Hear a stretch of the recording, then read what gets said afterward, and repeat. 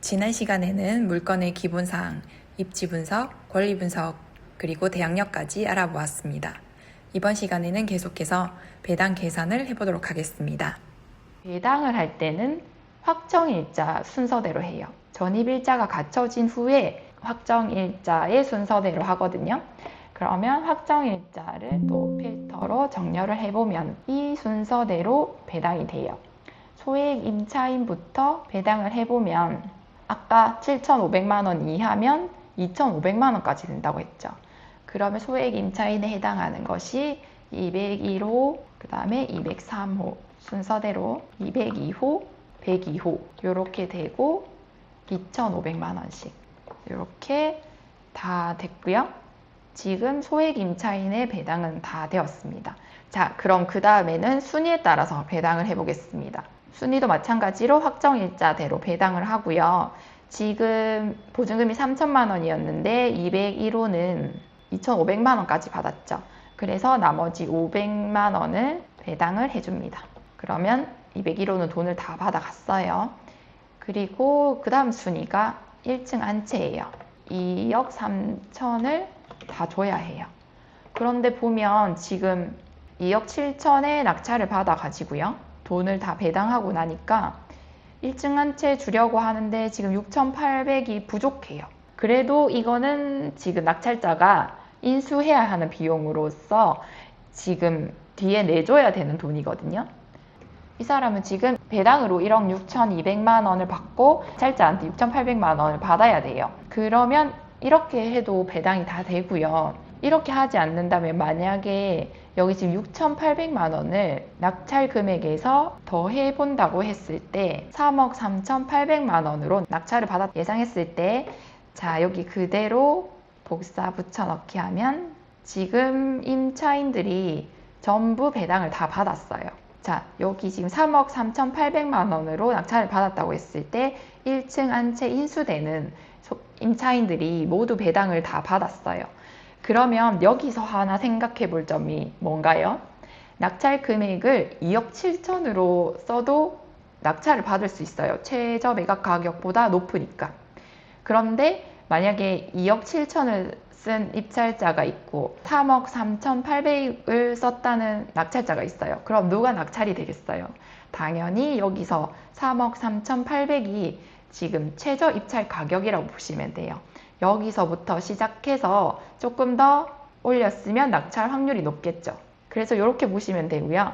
자, 그리고 지금 세입자들 말고 그 다음에 배당 순위가 동부 새마을금고잖아요. 그래서 또 하나 확인해야 하실 게 등기부를 보시면 동부 새마을금고가 지금 경매 신청했죠. 여기서 하나 더 체크하실 게 뭐냐면 여기 그 다음 순위가 동부 새마을금고거든요. 그럼 이 사람이 배당을 받을 금액이 없어요. 0원이에요. 배당을 못 받잖아요. 경매 신청한 사람이 배당을 못 받으면 그게 바로 무익녀라고 해요. 그래서 이게 조금 제가 걸리는 부분인데요. 보통 이렇게 무익녀가 날 경우가 되면 3차는 3억 8천이어서 무익녀가 날 일이 없었지만 근데 4차에서는 2억 6,800으로 떨어지면서 무익녀가 날 상황이 생겼어요. 그러면 여기 지금 매각길 전에 동부 새마을금고에 문서 송달을 보내가지고 지금 무익녀가 날 건데 너는 경매를 계속 진행할 거냐 아니면 여기서 스탑할 거냐 이렇게 해서 그 의사를 물어보는 문서를 하나 보내거든요. 그러면은 문서를 보내면 이게 보통 문건 송달 내역에 보시면 송달 내역에 나와 있을 거예요. 6월 4일이 끝나고 그 사이에 문건 보낸 내역이 지금 없네요. 그래서 이거는 혹시나 지금 내역으로서는 상황을 파악할 수가 없지만 추후에 이게 경매가 취소가 될 수도 있다. 이런 것도 하나 아시고 가시면 좋습니다. 자, 그럼 이렇게 배당 계산은 다 해봤고 등기부를 한번 살펴보겠습니다. 여기 보시면 근저당 가압류 여기 주택임차권 201호가 있고요. 그리고 여기도 주택임차권 1층 전부 해서 주택임차권이 있어요. 주택 임차권 등기가 되어 있다는 것은 무슨 의미일까요? 이건 이사를 나갔다는 의미입니다. 만약에 내가 세입자라고 했을 때 계약이 만료되면 집주인한테 나 이사가 보증금 내놔 이렇게 했을 때 주인이 못 줘 하면 그냥 그 집에 계속 살고 있으면 됩니다. 보증금 받을 때까지. 근데 무슨 문제가 있어요? 나 회사 발령 받아서 꼭 내일 이사 가야 해요. 그럴 때 주택 임차권 등기를 하고 나가는 겁니다. 근데 제가 임장을 가봤더니 1층 한 채 분은 살고 계셨어요. 아마도 불안해서 하신 것 같아요. 자, 그럼 권리 분석이 끝났으니 임장을 가보도록 하겠습니다. 고고! 네, 바로 여기는 물건지에서 도보 1분 거리인 버스 정류장입니다. 맞은편이 중앙동 상업지역이고요. 물건지로 걸어가 보겠습니다. 집 외관은 이렇고요. 주인이 살지 않으니 관리가 잘 되지 않은 모습이었습니다.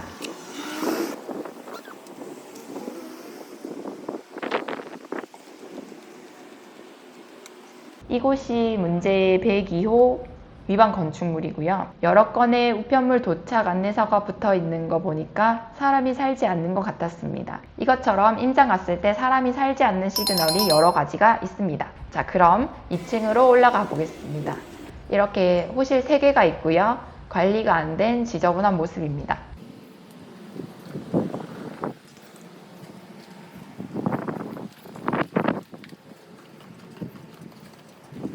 임장 왔을 때 사람이 사는지 안 사는지 확인하는 것이 굉장히 중요한데 그것을 알 수 있는 것이 이런 가스 계량기 또는 전기 계량기가 있습니다. 계량기가 돌아가고 있으면 사람이 사는 거고 안 돌아가면 사람이 살지 않는 것이죠. 이 집도 지금 가스 검침기가 5개 있는데 그럼 여기는 5가구가 살고 있다 이 말이죠.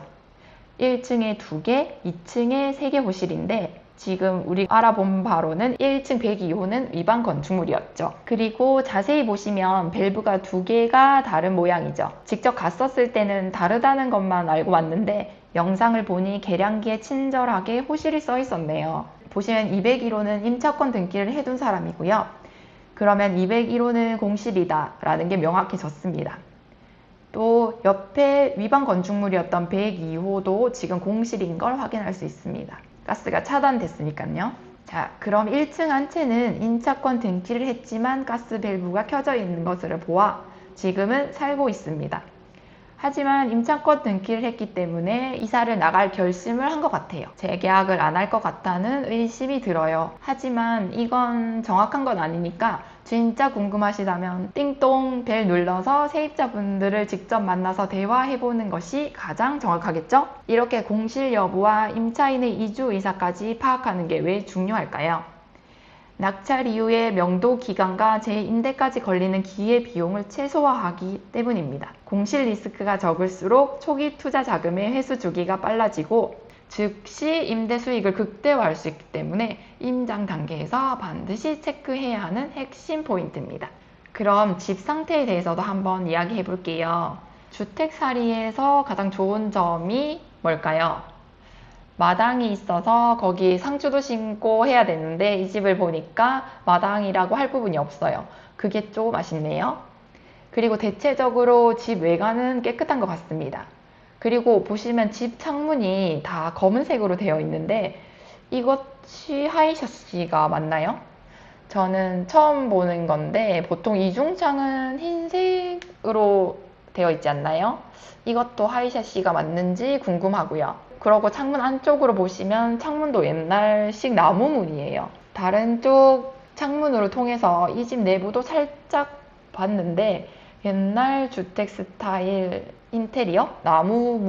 나무로 되어 있는 주택이었습니다. 이런 것도 자세히 보면 인테리어 비용이 얼마나 들어가야 될지 생각해 볼 수도 있습니다. 임대를 주려면 요즘 인테리어 된 집을 많이 선호하니까 그 비용만큼 입찰가에서 빼야겠죠. 자, 여기는 물건지에서 도보로 1분 거리에 있는 곳이고 첫 시간에 제가 입지 분석에서 말했던 힐스테이트 쪽으로 가보려고 해요. 제 생각에는 여기가 카페 거리로 바뀔 것 같은데요. 제2의 창원의 가로수길이 될 수 있을 만큼 길이 예쁜 것 같아요. 부동산에 알아보니 이곳 주택은 14억에 나온 매물이 있다고 합니다. 지금 이쪽이 힐스테이트 주민들이 나오는 후문입니다. 벌써 예쁜 카페들이 하나 둘씩 생기고 있고요. 이 집도 위치가 너무 좋은데 뭘 새로 짓고 있나 가봤더니 중앙동 문화공간이네요. 지금 이쪽 위치가 대지 가격만 4억 정도 한다고 합니다. 그래서 위치에 따라서 또 건물 권령에 따라서 가격 형성이 되어 있는데 5억에서 8억 사이에 매물이 나와 있습니다. 지금 여기에서 세 블럭 정도 뒤쪽에는 88년도에 지어진 게 5억이 나와 있고 이런 건 거의 뼈대만 남기고 새로 지어야 하고요. 00년도에 지어진 건 6억 정도 한다고 합니다. 26년 정도 된 게 6억이라고 합니다. 자, 이쪽은 창원병원 근처의 원룸 주택가인데요. 여기는 03년도에 준공된 원룸이 많은 집들이고요. 여기는 7억에 나온 매물이 있다고 합니다. 중앙동 주택가의 원룸은 보통 가격이 30만원에서 40만원 정도라고 합니다. 자, 종합해서 봤을 때 물건지 가격은 감정가와 비쌀 것 같습니다. 주의할 점은 위반 건축물로 등재되어 있는 주택은 대출이 안 되고요. 또 대항력 있는 임차인이 있으면 이것도 대출이 잘 안 됩니다. 잘 알아보시고 자금 계획 세우셔서 입찰하시기 바랍니다. 첫 번째 영상이라 부족한 점이 많았을 텐데요. 궁금하신 점이나 바라는 점이 있으면 댓글로 남겨주시면 다음 영상 제작할 때 참고하겠습니다. 감사합니다.